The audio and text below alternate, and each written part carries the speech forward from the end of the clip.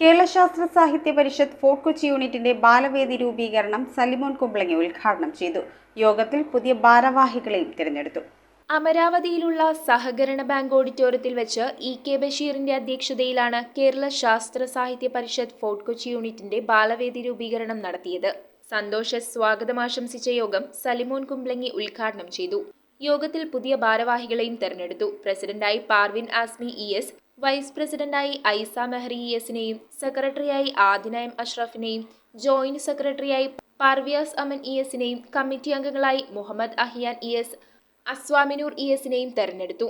Ashraf M, Joseph C S., Wilfred, Sulfath Basheer, Bindu Salimon എന്നിവർ ആശംസകൾ അർപ്പിച്ച് സംസാരിച്ചു.